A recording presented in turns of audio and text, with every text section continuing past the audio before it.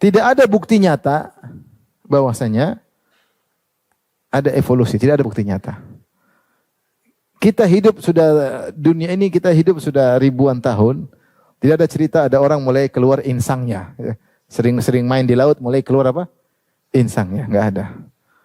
Mungkin sering main di mana di gunung, kemudian mulai apa kayak mulai keluar kukunya kayak macan, enggak ada juga. Ya. Enggak ada. Harusnya kalau ada teori evolusi meskipun dia jutaan tahun paling tidak ada tanda-tanda sedikit lah. Tapi enggak ada. Itu begini-begini aja. Orang Jawa, orang Barat, orang Afrika, begitu-begitu aja. Kecuali mereka kawin baru mungkin ada perubahannya. Entah perbaikan, entah penurunan. Tapi intinya ini tidak benar. Ya. Bantahan berikutnya tentang seleksi alam. Sudah kita bantah tadi. Seleksi alam ini tidak memunculkan gen baru atau mutasi baru. Seleksi alam hanyalah baqaul aslah, yang kuat bertahan, yang tidak kuat punah. Inqarad, punah. Tapi tidak ada dalil seleksi alam memunculkan gen yang baru, enggak ada.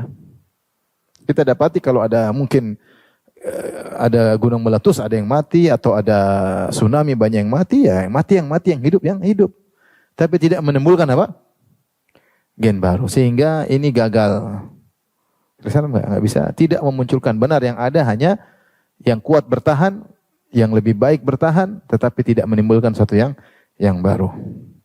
Nah, tinggal ini yang mungkin jadi bahan pembahasan ilmu saya tidak sampai tentang ilmu gen ya. Mutasi itu ada. Ya, mutasi itu ada. Ya. Ada yang mengatakan mutasi, ada yang mutasi random, ada, tapi kebanyakan kenyataannya ini teori ya, teori. Mereka sebutkan mutasi biasanya beraturan. Kalau tidak teratur biasanya ada kerusakan. Seperti menimbulkan kanker, cacat dan yang lainnya. Tidak ada namanya mutasi tidak teratur kemudian menimbulkan anggota tubuh yang sempurna, itu belum ada dalam sejarah. Paham? Mutasi yang tidak disiapkan, mungkin mutasi sudah disiapkan mungkin bisa mengusut. Tapi kalau mutasi yang tidak teratur, karena kalau tidak teratur supaya menimbulkan banyak model hewan, model makhluk, makanya tidak teratur. Kalau teratur ya modelnya gitu-gitu aja.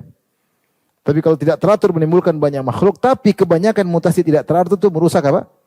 Merusak organ tubuh. Ini yang saya masih perlu pembahasan, baru harus belajar lagi tentang ilmu gen. Tapi intinya ini diantara yang dijadikan dalil oleh mereka. Namun kenyataannya tidak pernah ada suatu makhluk kita lihat atau manusia bermutasi kemudian menimbulkan satu anggota tubuh yang baru yang kita lihat ya secara sempurna.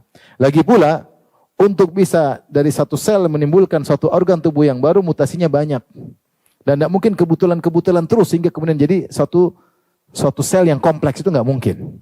Jadi sel sederhana, kemudian terlalu banyak kebetulan sehingga dia menjadi suatu sel mata misalnya. Sel mata ini kompleksnya gampang. Atau menjadi satu hewan yang bisa berbicara, bisa berteriak, bisa memakan. Ini gimana sel ini bisa kebetulan terus kemudian menjadi suatu makhluk yang sempurna kalau dia hanya sekedar kebetulan melulu. Ya, ini susah. Karena bukan berarti satu kali mutasi jadi makhluk menurut evolusi, enggak, tapi mutasi yang berkelanjutan sehingga kemudian menjadi satu sel yang sempurna. Ini yang tidak pernah ada kenyataannya. Secara teori mungkin aja, tapi sangat sulit kemungkinan tersebut secara kenyataan. Dari sini ikhwan, maka secara ilmiah pun teori Darwin sulit untuk diterima.